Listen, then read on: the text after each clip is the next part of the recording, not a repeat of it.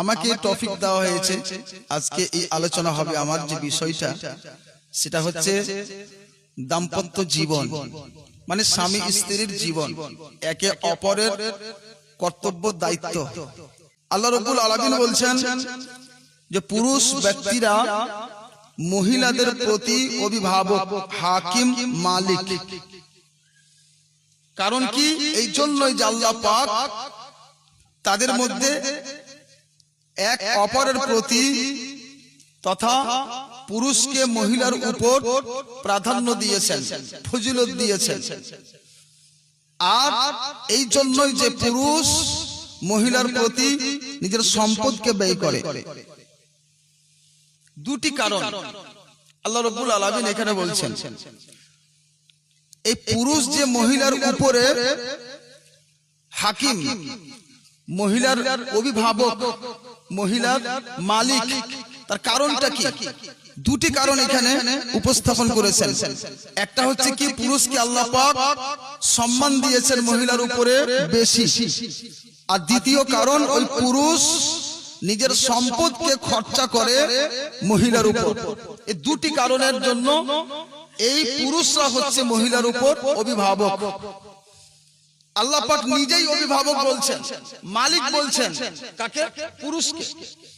এবার আপনি হিসাব করেন যে তাহলে কি মালিকের কথাই চলতে হবে না, চলতে হবে না? মালিক কেন বানানো হয় একটু হিসাব করেন। মালিক এই জন্যই বানানো হয় যে তাকে অনুসরণ করে মানুষ চলবে।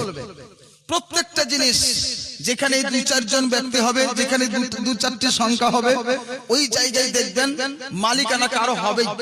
ওই মালিককে যদি অনুসরণ করে চলেন তাহলে আপনার আমার জীবন ধন্য হবে, না হইলে হতে পারে না। আপনি দেখেন, উদাহরণস্বরূপ একটা স্কুল আছে, ওই স্কুলে যদি 10টি 12টি শিক্ষক থাকে, ওর মধ্যে একজনকে প্রিন্সিপাল বানানো হয়, প্রধান শিক্ষক বানানো হয়। একটা বাড়ির মধ্যে 10টা সদস্য আছে, তার মধ্যে একজন পিতা, একজন বাবা, এই সমস্ত ব্যক্তির দায়িত্ব বহন করে উনি একজন মালিক হয়। একটা মাদ্রাসা বানানো হয়, ওই মাদ্রাসাতেও একটা শিক্ষক হয়, ওই শিক্ষককে অনুসরণ করে সবাই চলায়।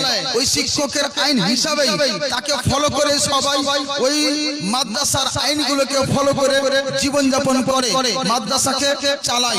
এই মতই করে যত দুনিয়াতে যত রকমের সংগঠন আছে, সংস্থা আছে, প্রত্যেকটা সংগঠন, প্রত্যেকটা সংস্থা এটাই প্রমাণ করছে যে তার মধ্যে একজন লিডার হয়। ওই লিডারের আন্ডারে, ওই লিডারের অধীনস্থ হিসাবে বাকিরা কাজ করে। যত দিন তাকে ফলো করে জীবন যাপন করে, তাকে ফলো করে কাজকর্ম করে, প্রত্যেকটা কাজ ভালো হয়। আর যখনই ওই লিডারকে ছেড়ে দেওয়া হয়, যখনই ওই লিডারের কথা হিসাবে আর চলে না, যখনই ওই লিডারের আইন বাড়িতে চলে না, স্কুলে চলে না, মাদ্রাসায় চলে না, সংগঠনে চলে না, তখনই দেখবেন সেই সংগঠন আর সংগঠন থাকে না, চুরমার হয়ে শেষ হয়ে যায়। এখান থেকে বুঝে নিতে হবে ব্রাদার, আজকে আমরা একটা সংসার করছি, একজন স্বামী আর একজন স্ত্রী, তার সাথে সাথে একটা দুটো করে করে আমাদের সন্তান সন্ততি জন্ম নেয়, আমাদের ফ্যামিলির সদস্য বৃদ্ধি হতে থাকে। এই জায়গাতেও একজন অভিভাবক মহান রব্বুল আলামিন বলছেন, ওই অভিভাবক কে? যিনি হলেন স্বামী। ওই অভিভাবক কে? যিনি হলেন পিতা। ওই অভিভাবক কে? যিনি হলেন বাড়ির গার্জেন। এই বাড়ির গার্জেন, এই পিতা যদি অভিভাবক হিসাবে চালাতে পারে আর তাকে অনুসরণ করে যদি তার স্ত্রী চলে, তাকে অনুসরণ করে যদি তার ছেলে মেয়েরা চলে, তাহলে সেই বাড়িটা সচ্ছল হিসাবে চলতে পারে, সেই বাড়িতে শান্তি বর্ষণ হয়। আর যদি তার সম্মান না থাকে, ওই বাড়িতে শান্তি মোটেও থাকে। এটা দেখবেন। এবার আল্লাহ রাব্বুল আলামিন করেছেন কেন? ওই বাড়িটাকে যেন শান্তভাবে চালাতে পারে, চলতে পারে। এই জন্য একটা অভিভাবক হয়েছে। যতক্ষণ পর্যন্ত অভিভাবককে মানা যাবে ততক্ষণ পর্যন্ত সব ঠিক থাকবে। আর যখনই তাকে হেউ করে দেওয়া হবে, তার সম্মান থাকবে না, তার কথা চলবে না, তখনই কিন্তু অসুবিধা। এটা অনুভব করবেন সবাই নিজের ফ্যামিলিতে। ব্রাদার, এখানে দুটি কারণ। একটি কারণ কি? পুরুষকে দেওয়া হয়েছে সম্মান, পুরুষকে দেওয়া হয়েছে শক্তি। আজকাল আমরা ভাবি যে নারীদের সম্মান বেশি, এমন কিছু জায়গায় কিছু কিছু লোকের মাথাতে ঢুকে আছে। কিন্তু ব্রাদার না, মহান রব্বুল আলামিন পুরুষকে সব চাইতে উত্তম বানিয়েছেন। এই পুরুষ এই দুনিয়াতে দেখেন আপনি, যত নবী এসেছেন পুরুষ এসেছেন, যত রাসূল এসেছেন পুরুষ এসেছেন, যত আপনার পীর সাহেব দেখেন পুরুষ, যত আপনার ইমাম সাহেব দেখেন পুরুষ। এক কথায় যত নেতৃত্ব দেওয়ার মতন জায়গা, প্রত্যেক জায়গাতে শরীয়ত নিযুক্ত করেছেন পুরুষকে। পুরুষ হিসাবে মহান রব্বুল আলামিন রেখেছেন। কোন মহিলাকে নারী বানাননি, কোন মহিলাকে নবী বানাননি, কোন মহিলাকে রাসূল বানাননি, কোন মহিলাকে ইমামতি করার যোগ্য দেওয়া হয়নি। এই হিসাবে মহান রব্বুল আলামিন পুরুষের সম্মানকে বাড়িয়ে দিয়েছেন, বৃদ্ধি করেছেন। ওর সাথে সাথে পুরুষকে আল্লাহ রব্বুল আলামিন ক্ষমতা দিয়েছেন, সবলতা দিয়েছেন, শক্তি দিয়েছেন। তারা বাইরে যাবে, যে কাজকর্ম করতে পারবে, যেই কর্ম কাজ করার ক্ষমতা আল্লাহ পাক মহিলাদের দেননি। একটা কারণ কি, যে তারা সম্মানিত, তারাকে আল্লাহ পাক মজবুত বানিয়েছেন, তারাকে আল্লাহ পাক সেই বিবেক দিয়েছেন, সেই চিন্তা ভাবনার ক্ষমতা দিয়েছেন, যার ফলে সেই ব্যক্তিরা, সেই পুরুষরা সমস্ত কাজকর্ম সঠিকভাবে করতে পারেন, কিন্তু মহিলারা পারেন না। কারণ মহিলাদের বুদ্ধি কম, মহিলাদের বুদ্ধি কম। ওরা ওই জন্যই মহান রব্বুল আলামিন তাদেরকে এই দায়িত্বে প্রতিষ্ঠিত করে, এই দায়িত্বের জন্য তাদের পাঠাননি। যাই হোক, একটা দিক হলো। দ্বিতীয় দিক হচ্ছে কি, এই পুরুষ মহিলার প্রতি নিজের সম্পদ ব্যয় করে, যার ফলে কি হচ্ছে, যে এই পুরুষটা হচ্ছে তার জন্য অভিভাবক, তার জন্য একজন মালিক, তার জন্য একজন হাকিম। পুরুষ খরচা করবে কার প্রতি? স্ত্রীর প্রতি। পুরুষ খরচা করবে কার প্রতি? সন্তানের প্রতি। পুরুষ খরচা করবে কার প্রতি? নিজের বেটির প্রতি। পুরুষ খরচা করবে কার প্রতি? নিজের পুরো ফ্যামিলির প্রতি। ওই পুরুষের দায়িত্ব আল্লাহ পাক দিয়েছেন। এই জন্যই পুরুষ হচ্ছেন কি? অভিভাবক। পুরুষ হচ্ছে একজন মালিক। এবার দেখেন ব্রাদার, এই মালিকানা চলবে কার? পুরুষের। কিন্তু কিছু কিছু জায়গায় দেখা যাচ্ছে তার উল্টো, পুরুষের কথা চলে না, তার উল্টো হচ্ছে বাবার কথা সন্তান মানে না, তার উল্টো হচ্ছে বাবার কথা ওই তার মেয়েরা মানে না, নিজ নিজ হিসাবে কাজ করে। যখনই এরকম হয় তখনই ওই বাড়িতে বরকত কমে যায়, ওই বাড়িতে ফিতনা ফাসাদ চালু হয়ে যায়, ওই বাড়িতে আর শান্ত থাকে না, কোনো মতেই শান্তি আনতে পারা যাবে না, কারণ অভিভাবককে ত্যাগ করেছে। তো মহান রব্বুল আলামিন যেহেতু দুটো কারণে পুরুষকে হাকিম বানিয়েছেন, তার দ্বিতীয় কারণ হচ্ছে সম্পদ ব্যয় করা। এবার আপনি বলেন, সম্পদ ব্যয় করবে পুরুষ, তো ইনকাম করবে কে? সম্পদ ব্যয় করবে পুরুষ, তো ইনকাম করবে কে? ইনকাম করার দায়িত্বটাও পুরুষের, মহিলার নয়। মাথাতে একটু ভালো করে রাখেন, যেহেতু সম্পদ ব্যয় করবে পুরুষ, তো ইনকাম পুরুষকে করতে হবে, দায়িত্বটা পুরুষের। পুরুষ হচ্ছে মালিক, এই হিসাবে তাকে সব দেখতে হবে। এবার যখন মালিক হবে পুরুষ, তো ইনকাম পুরুষকে করতে হবে, ইনকাম করার দায়িত্ব মহিলার নাই। আজকাল কিছু মহিলা ভাবছে আমাদের তো বিবেক আছে, কিছু মহিলা ভাবছে আমারও শক্তি আছে, আমিও পড়াশোনা করে আমি একটা জায়গায় যেতে পারি, আমিও চাকরি করতে পারি, আমিও ইনকাম করতে পারি, আমরাও পুরুষের কাছে কাজ মিলিয়ে কাজ করব, আমরাও পারবো, নিজের লাইফ গড়ব। এমন কিছু মেয়ের মন মানসিকতা এখন হয়েছে, শিক্ষা বেড়েছে হিসাবে হয়েছে, কিন্তু একদম রং। একটি হাদিস শুনাই, আল্লাহ রাসূল সাল্লাল্লাহু আলাইহি সাল্লাম বলছেন, ইয়া মাশারাস শাবাব, হে যুবকরা শোনো। আল্লাহ রাসূল বলছেন, হে যুবকরা শোনো, তোমাদের মধ্যে কোন ব্যক্তি যদি এটা ক্ষমতা রাখে, নিজের স্ত্রীর ভার সম্ভার উঠাবার যদি ক্ষমতা রাখে, আল্লাহ রাসূল বলছেন যে তোমাদের মধ্যে যার ক্ষমতা আছে স্ত্রীর ভরণ পোষণ দেওয়া, ওই ব্যক্তি বিবাহ করবে। আল্লাহ রাসূল বলছেন যদি ক্ষমতা থাকে তাহলে কি করবে ফালিয়াতাজাওয়াজ, তাহলে ও বিবাহ করবে। কেন করবে বিবাহ? ফাইন্নাহু আগাদ্দু লিল বাসার ওয়া আহসানু লিল ফারজ। এই জন্য যে বিবাহ করলে ওই বিবাহের কারণে ওই ব্যক্তির কি হবে? নিজের দৃষ্টি সংযত হবে, একটা লাভ। দ্বিতীয় লাভ কি হবে? দ্বিতীয় লাভ হবে যে নিজের শারমগাহ, নিজের ইজ্জতের সে হেফাজত করতে পারবে। এই জন্য সেই ব্যক্তি কি করবে? বিবাহ করবে। ফাইন লাম ইয়াস্তাতি, আর যদি এই ক্ষমতা না থাকে, মানে স্ত্রীর ভরণ পোষণ দেওয়ার ক্ষমতা নাই, খাবার দিতে পারি না, থাকার ব্যবস্থা নাই, পোশাক দেওয়ার ক্ষমতা নাই, এইরকম যদি ব্যাপার হয়, আল্লাহ রাসূল বলছে আলাইহি বিসসাম, ওই ব্যক্তি রোজা রেখে নিজের নফসকে কন্ট্রোল করবে। এবার হিসাব করেন হাদিসটাতে কি বুঝলাম? আল্লাহ রাসূল বলছেন আল্লাহ রাসূল বলছেন প্রথমে কি, যে তোমাদের মধ্যে যে ক্ষমতা রাখে স্ত্রীর ভরণ পোষণ দেওয়ার, ওই ব্যক্তি বিবাহ করবে। যদি না থাকে এই ক্ষমতা, তাহলে সে কি করবে? রোজা রেখে নিজের নফসকে কন্ট্রোল করবে। তাহলে এখানে সুস্পষ্ট বুঝলাম, হে যুবক, বিয়ে করার আগে তোমাকে প্রতিষ্ঠিত হতে হবে, ইনকামের রাস্তা বের করতে হবে। তুমি যদি নিজের স্ত্রীকে খাওয়াতে না পারো, তুমি যদি নিজের স্ত্রীকে পড়াতে না পারো, তুমি যদি স্ত্রীর খরচা দেওয়ার ক্ষমতা না রাখো, তাহলে তোমার জন্য বিবাহ করা চলবে না। যখন বিবাহ করা চলবে না, এবার কি করতে হবে? নফস তো আছে, শারীরিক ক্ষমতা আছে, এই ক্ষমতাকে দমন করার জন্য আল্লাহ রাসূল বলছেন যে তোমাকে রোজা রাখতে হবে। রোজা রেখে নিজের নফসকে কন্ট্রোল করো। পবিত্র কোরআনে আল্লাহ পাক বলছেন পুরুষ হাকিম নিজের সম্পদ ব্যয় করবে কার উপরে? স্ত্রীর উপরে, ছেলের উপরে, মেয়ের উপরে।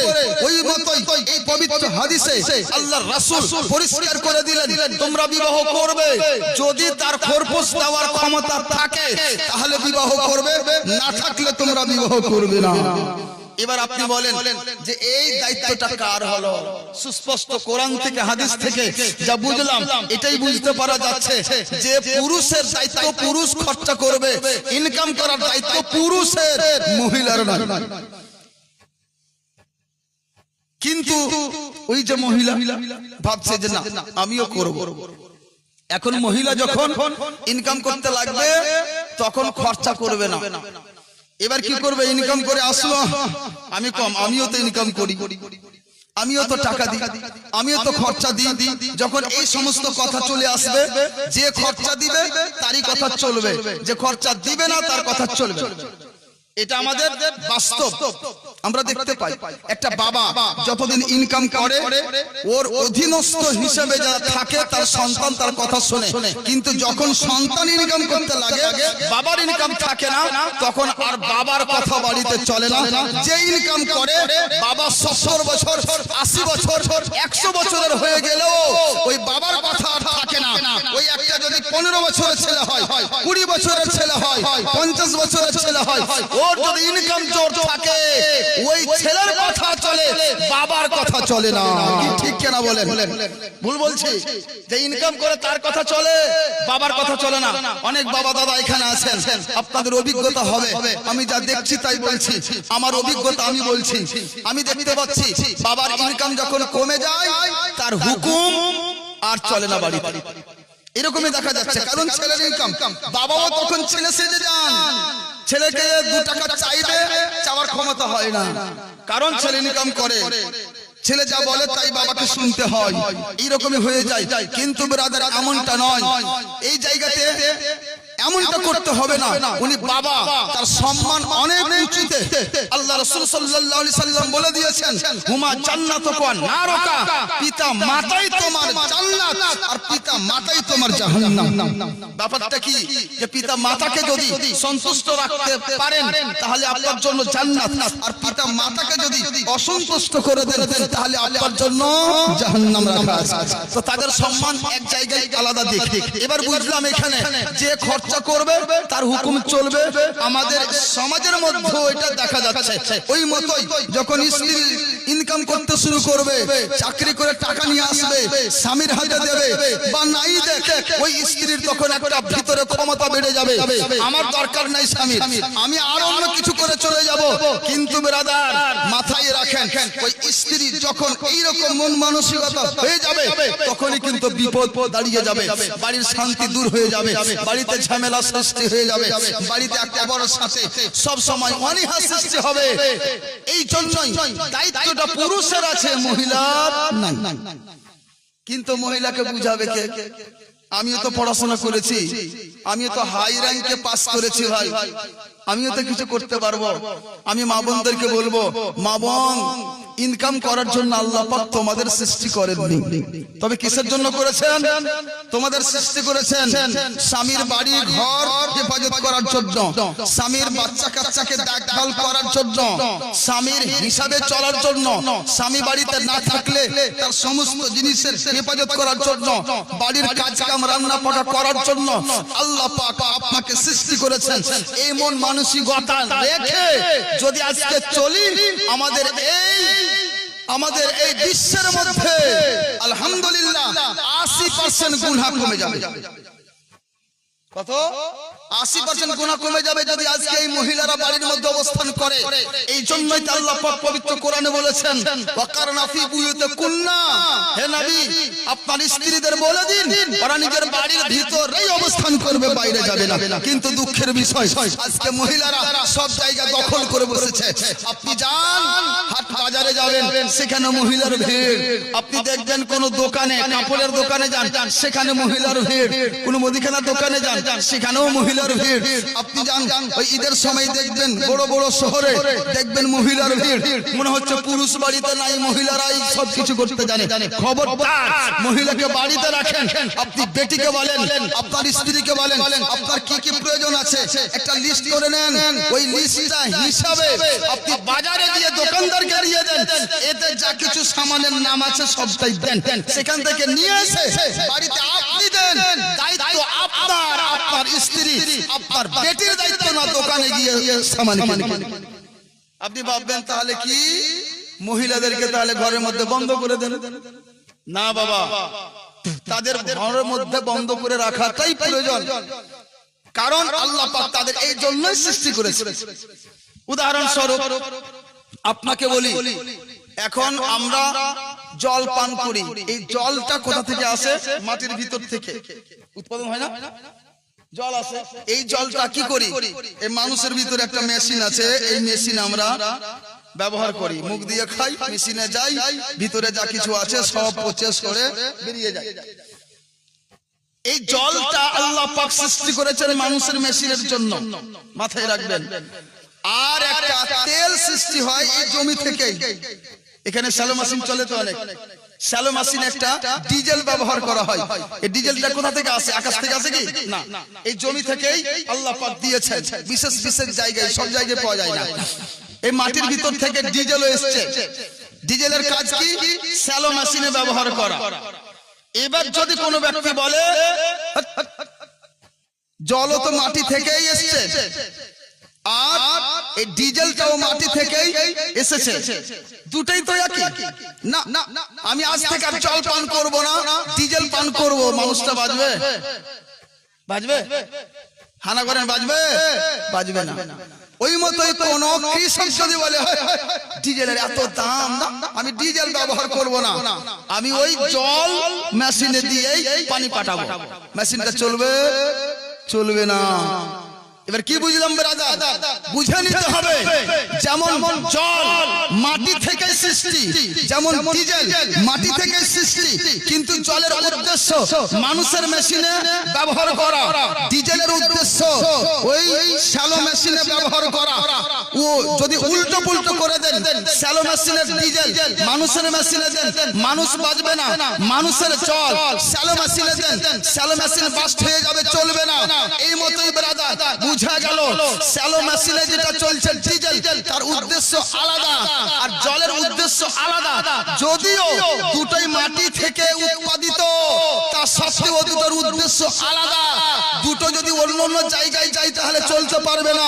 এই মতো যদিও মানুষ রূপে পুরুষ এবং মহিলা, পুরুষের মতো বিবেক মহিলার কাছেও আছে, পুরুষের মতো ক্ষমতা মহিলার কাছেও আছে, পুরুষের মতো পা মহিলার কাছেও আছে, পুরুষের মতো হাত মহিলার কাছেও আছে।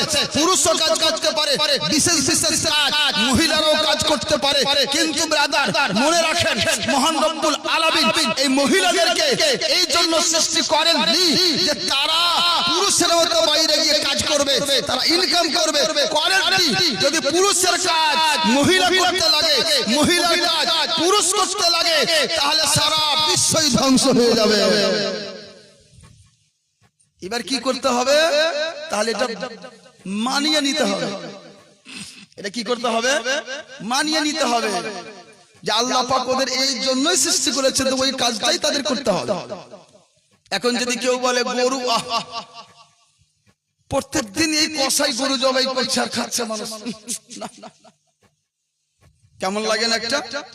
কেন? গরুরও তো একটা জীবন আছে, ও চড়বে, বিচরণ করবে, ঘুরবে, ফিরবে, থাকবে না। বাবা আল্লাহ পাক ওই গরুকে খাবার জন্য সৃষ্টি করেছেন, হালাল করেছেন গরু খাওয়া।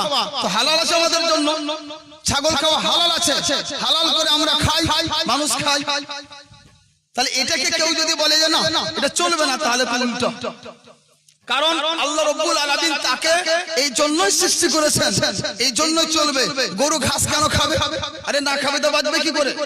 বলে ঘাসও তো বড় হবে, গাছ তো বড় হবে, কেন ঘাস খাবে?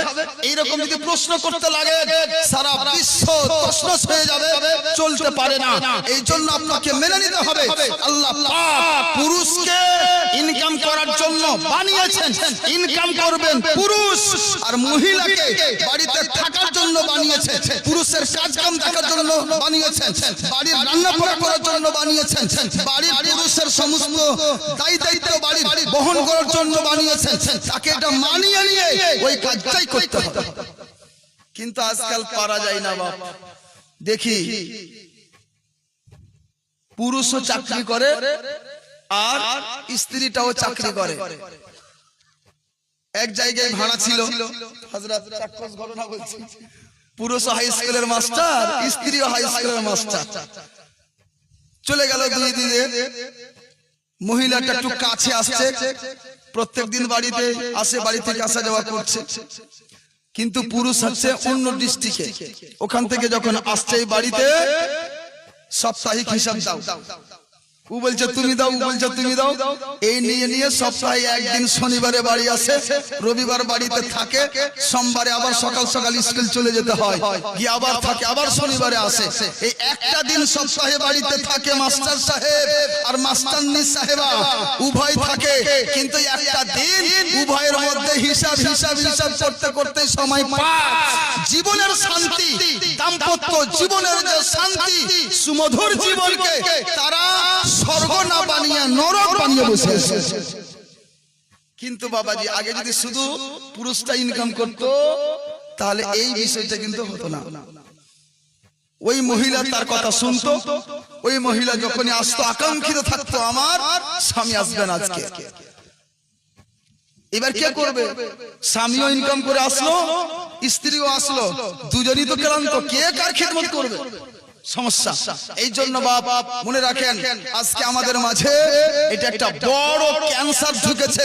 ইসলামকে ধ্বংস করে দেওয়ার জন্য প্রত্যেক জায়গায় নারীকে নেওয়া হচ্ছে, আর নারীকে আগিয়ে বাড়িয়ে দেওয়া হচ্ছে, আর পুরুষ আইএ বিএ এমএ বড় বড় ডিগ্রি করে নিয়ে ওই পুরুষ বসে আছে, তাদের চাকরি নাই।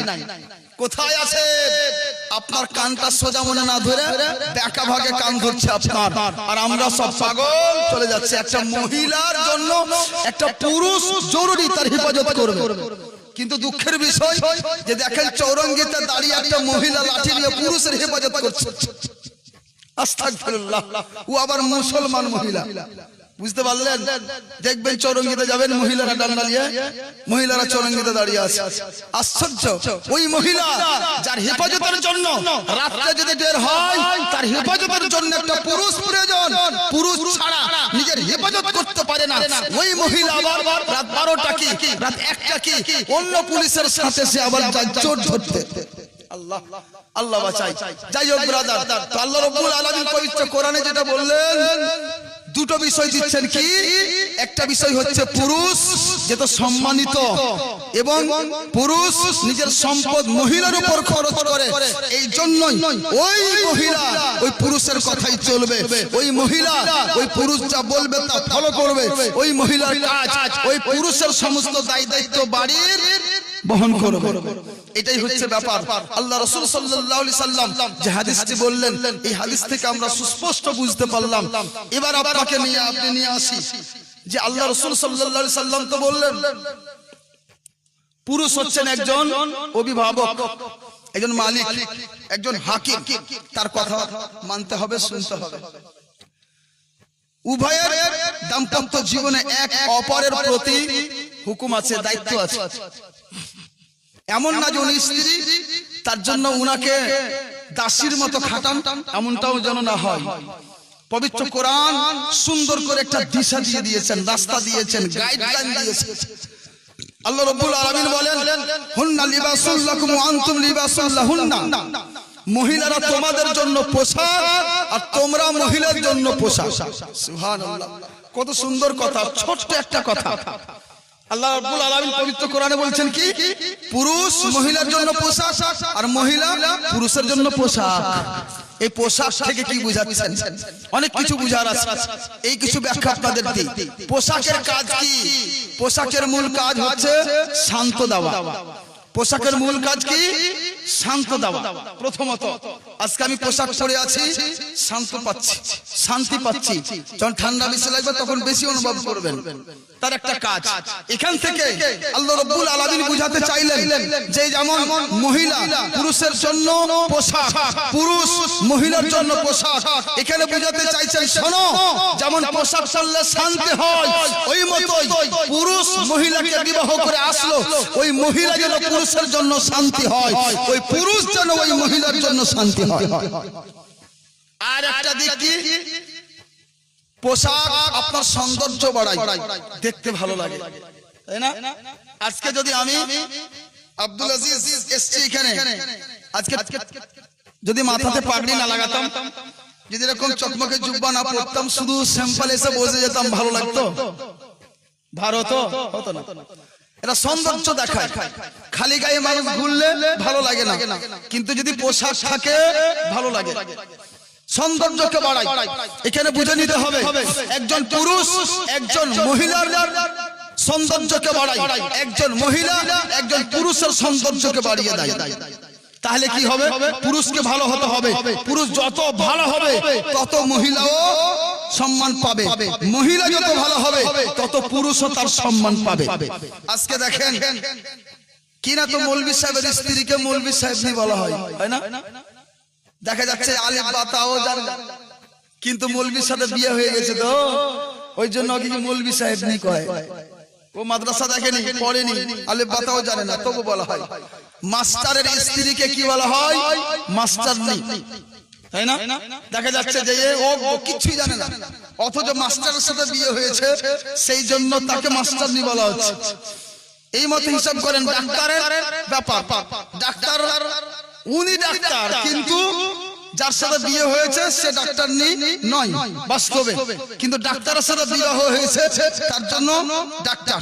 বুঝা গেল, যদি আলিম হয় তার সৌন্দর্য ওই মহিলাও পায়, যদি মুফতি হয় তার সৌন্দর্য ওই মহিলার উপরেও হয়, যদি ওই মাস্টার হয় ওই সৌন্দর্য মহিলাও পায়, মাস্টার নিয়মনি হয়ে যায়। এই জন্য বলি মা বোনেরা, শোনো, নিজের সম্মান, নিজের স্বামীর সম্মান করো, নিজের স্বামীর শ্রদ্ধা করো, নিজের স্বামীর প্রশংসা করো। যদি স্বামীকে মাস্টার বানাও তাহলে মাস্টারনি হবে, যদি স্বামীকে মৌলানা বানাও মৌলভী সাহেবনি হবে। যদি স্বামীকে ডাক্তার বানাও ডাক্তারনি হয়ে যাবে, আর যদি স্বামীকে চামার বানাও তাহলে কি হবে? চামারনি হয়ে যাবে। বুঝা গেছে না? হবে না গো? এই জন্য বলি মা বোনেরা, স্বামীর সম্মান তোমার সম্মান, তোমার সম্মান স্বামীর সম্মান দেখতে হবে।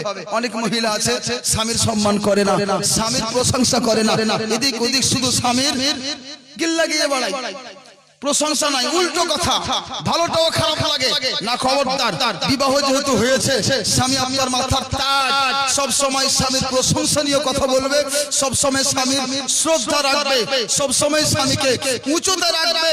ওই স্বামীর বদৌলতে আপনার মর্যাদা উঁচু হয়ে যাবে। আমি যেটা বলছিলাম, মহান রব্বুল আলামিন বলছেন যে মহিলা পুরুষের জন্য পোশাক আর পুরুষ মহিলার জন্য পোশাক উভয়। তাহলে উভয় পোশাকের কাজ হচ্ছে সৌন্দর্য বৃদ্ধি করা। আপনার আচরণ যত সুন্দর হবে আপনার সৌন্দর্য অতই বাড়বে, ওর সাথে সাথে আপনার স্ত্রীরও সম্মান বেড়ে যাবে। আপনি হাজী সাহেব যদি হন, আপনার স্ত্রী হাজী সাহেব হবে। হজ করতে না গেলেও বলবেন হাজী সাহেব, কত সম্মান পেয়ে গেল দেখেন, আপনার জন্য ও পাবে। এই জন্য পুরুষ নিজের পুরুষত্বকে বজায় রেখে সবসময় নিজের সৌন্দর্য, নিজের আদর্শ, নিজের আচরণটাকে ভালো রাখার চেষ্টা করুন, এটাই আবেদন করব। তার সাথে একটা কথা, এই পোশাক এখন পরে আছি, পোশাকের একটা সময় হয়, দেখা গেল পোশাকের রাস্তা দিয়ে যাচ্ছি, কোন একটা কালিক লেগে গেল, এবার কি করব? পোশাকটাকে কি ফেলে দিই? মাশাআল্লাহ, পোশাকটা পরিষ্কার করতে হবে। কি দিয়ে? আগে দেখবো জল দিয়ে হয়ে গেল তো আলহামদুলিল্লাহ, যদি না হলো সাবান লাগাই, তাতেও যদি না হয় আবার কেমিক্যাল ব্যবহার করি, করে তাকে সুন্দর করে পরিষ্কার করে, কোন রকম কিছু রাখি না। এই মতোই ব্রাদার, আপনি আছেন মানুষ, আপনার জীবনেও এরকম কালি লাগতেই পারে, আপনার স্ত্রীও আছে মানুষ, তাতেও কালি লাগতেই পারে। যদি এরকম হয়ে যায়, আল্লাহ না করে কারো ব্যবহার এরকম হয়, কিন্তু যদি এরকম হয় তাকে তালাক না দিয়ে তার ব্যবস্থা করে নেন, তাকে তওবা করান, শরীয়ত মতে মুফতি সাহেবের কাছে সাজেশন নেন, উনি যা সাজেশন দেবেন ওই সাজেশন হিসাবে কাজ করে উভয় জীবনটাকে মধুর জীবন গড়ে নেন। এটাই হচ্ছে নিয়ম। মহান রব্বুল আলামিন এই পোশাকের উদাহরণ দিয়ে আমাদের অনেক কিছু শিক্ষা দিয়ে দিয়েছেন। যেহেতু মুফতি সাহেব চলে এসেছেন, একটা কথা আপনাকে এখানে বলে দিই, যে আমরা অবগত নয়, বিবাহ তো করিনি, কিন্তু জানি না স্ত্রীর হক কি, আর স্ত্রীও জানে না স্বামীর হক, এই জন্য উল্টো উল্টো ব্যবহার হয়। এবার এখানে দু চারটি কথা বলি। যদি আপনাকে এমন লাগে যে আপনার স্ত্রী আপনার কথা চলে না, আপনার কথা শোনে না, অবাধ্য হয়ে যাচ্ছে, তখন কি করবে? পবিত্র কোরআনে মহান রব্বুল আলামিন বললেন, আল্লাতি তাখাফুনা নুশুজাহুন্না ফাইজাহুন্না, যদি আপনার স্ত্রী আপনার অবাধ্য হয় তাহলে আপনি কি করবেন?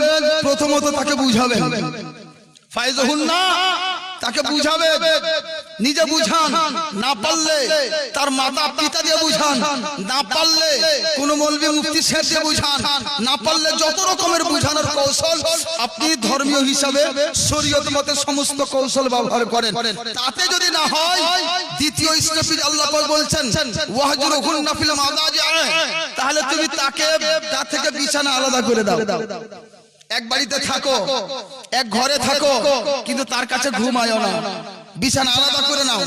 যদি বিছানা না থাকে, কেউ উপরে কেউ নিচে শুবেন, কিন্তু এমন করিয়েন না যে বাড়িতে একটা আবার বিভ্রান্তি হয়ে যায়, এমনটা যেন না হয়। আল্লাহ রাসূল সাল্লাল্লাহু আলাইহি ওয়াসাল্লামের ব্যাখ্যা দিতে গিয়ে বলেছেন, ওয়ালা তাহাজুদ ইল্লা ফিল বাইত, মানে ওই মহিলাকে ছেড়ে বাড়ি থেকে বাইরে যেন না, বাড়ির মধ্যেই থাকেন। যদি বড় বড় বাচ্চা কাচ্চা থাকে, তারা যেন টের না পায় যে মাতা পিতার মধ্যে কিছু একটা চলছে, কারণ আপনার উদ্দেশ্য হচ্ছে আপনার স্ত্রীকে শুধরে দেওয়া, ঝামেলা বাধা নয়। এই জন্য কৌশলে কাজ করেন, বিছানা আলাদা করে বলেন যে এই দেখ, তোমার এই ব্যবহারগুলি ঠিক করো, নালে বুঝবে। বুঝালেন, হলো না। দ্বিতীয় স্টপেজ কি হলো? বিছানা আলাদা করে দেখলেন, যদি শুধরে গেল আলহামদুলিল্লাহ, যদি সংশোধন না করলো তাহলে কি করবেন? ওয়াদরিবুহুন্না, তাকে মারো। এবার কেমন করে মারবেন? আমাদের দিকে হয় কি, ওই বইয়ের বিড়ি বানা পয়সা নিয়ে মদ খেয়ে এসে যা শক্তি ইচ্ছা মতন দিল মা, একদম অবৈধ, এইভাবে মারা যায় নাই। যেমন একজন শিক্ষক শিক্ষার জন্য ছাত্রকে মারে, এইরকম করে আপনাকে শিক্ষার জন্য মারতে হবে, তবে চেহারাতে মারবে না। ওয়ালা তাজরিবিল ওয়াজহ, আল্লাহ রাসূল বলছেন চেহারার মধ্যে মার দিবে না, সাইড আর কিছু ওই হিসাব করে মারবেন যাতে তার কোনো ক্ষতি না হয়ে যায়, এই হিসাব করেই যাতে ও শিক্ষাটা পায়। যদি আপনার দাঁতে শিক্ষা পেয়ে যায় মারার প্রয়োজন নাই, এক লাঠিতে শিক্ষা হয়ে যায়, 2 লাঠি প্রয়োজন নাই, হিসাব করে রাখবেন। এই রকম হিসাবে আপনাকে পদক্ষেপটা নিতে হবে। এবার কি হলো, এই যে 3টে স্টপেজ দিল, প্রথমত বুঝাবে, না হলে বিছানা আলাদা করে দেখবে, না হলে 3য় নম্বরে তাকে মেরে দেখবে, তাতেও যদি না হয়, খুব হলে সহ্য করে নিজের জীবন যাপন করেন, তাতেও যদি না হয় তাহলে আপনি একটা তালাক দিয়ে ছেড়ে দেন, আর মুখে তালাক আনবেন না। আজকাল কি হয়েছে জানে যে 3টা তালাক না দিলে তালাক হয় না, এমন পাবলিকের মাথায় একবারে 100 তালাক, যা তো কো তালাক তোর গুষ্টি কো তালাক। আস্তাগফিরুল্লাহ, খবরদার তালাক মুখে নিয়ে আসবেন না। যদি দিতেই হয় একটা তালাক, যা তোমাকে এক তালাক দিলাম এরকম বলে ছেড়ে দেন, অথবা যা তুই আমার বাড়ি থেকে চলে যা এমন বলে দিয়ে ছেড়ে দেন। বারবার বলে কোনো কথাই ডবল প্রয়োগ করবেন না, ডবল করলেই সমস্যা আছে। কথা হিসাবে তালাকের মধ্যে অনেক ব্যাপকতা জটিলতা আছে, অত ব্যাখ্যার প্রয়োজন নাই এখানে, আর অত ব্যাখ্যা করার সময়ও নাই যে করব। তো যাই হোক, এতটুকু মাথায় রাখেন, তালাক দিতেই যদি হয়, আপনার যদি ইচ্ছাই হয় এই বউকে নিয়ে আমি চলবো না, ছেড়েই দিব সারা জীবনের মতো, তবুও 3 তালাক দিবেন না, 1 তালাক মাত্রই দেবেন। এতে লাভ হবে কি, খুব হলে রাজাত করতে হবে, ফিরিয়ে নিতে হবে, দ্বিতীয়বার বিবাহ করাতেও হবে না। আর যদি তার সাথে ওভাবে ছেড়েই রেখে দেন, খুব হলে আপনার বিবাহটা পড়াতে হবে, তাছাড়া হালালার প্রয়োজনটা আপনার হবে না। কিন্তু যদি 3 তালাক দিয়ে দেন, হালালা ছাড়া উপায় হয় না। কারণ আপনি বুঝালেন না, আপনি বিছানা আলাদা করে দেখলেন না, তার সাথে মেরেও দেখলেন না, তার সাথে 1 তালাক দিয়েও দেখেননি, একদম 3 তালাক দিয়ে বসে আছেন। যদি এরকম ব্যাপার থাকে তাহলে ব্রাদার, এই জন্য এতগুলো একবারে ডিসকুয়ালিফায়ার, এই জন্যই কঠিন শাস্তি হচ্ছে হালাল। বুঝতে পেরেছেন? এমনিতে নাই ভাবছে বাপরে এত কঠিন হালাল আর, কিন্তু কখন আশ্চর্য, আপনি যদি বাপের কাছ থেকে 5 টাকা চুরি করেন কিছু বলবে বাপ? কিছু বলবে না। 100 টাকা নিলেন তবুও ডেটে ওটা ছেড়ে দিলেন। কিন্তু যদি 1 লাখ টাকা চুরি করেন, হাত পা ধরে বেঁধে মারবে। হ্যাঁ, তো যাই হোক এরকম ব্যাপারগুলি আছে বাপ। তো ব্যাপারটা হচ্ছে যে আমরা পুরুষ, আমাদের দেখতে হবে যে কোনটা কি আছে। যাই হোক, হযরত চলে এসেছেন, আর যেটা দাম্পত্য জীবন নিয়ে যে আলোচনা করার বলা হয়েছে, বিষয়টা কিনা অনেক ব্যাখ্যা চাই, তাহলে সব দিক আলোচনা করা যায়। অনেকগুলি হাদিস কোরআন আছে এর ব্যাপারে, সংক্ষিপ্ত আলোচনা আমি রাখলাম আপনাদের সম্মুখে। এখান থেকে হযরত চলে এসেছেন, সময় অনেক হয়েছে। ইনশাআল্লাহ কখনো যদি আপনারা আবার মৌকা দেন, তাহলে ওইরকম মোটামুটি 2 ঘন্টা টাইম পেলে সব দিকটা মোটামুটি করে গুছিয়ে বলতে পারা যাবে ইনশাআল্লাহ। কখনো যদি ওইরকম হয় তো বলা যাবে। এখান থেকে আজকে ইতি করলাম। ওয়া আখিরু দাওয়ানা আনিল হামদুলিল্লাহি। আসসালামু আলাইকুম ওয়া রাহমাতুল্লাহ।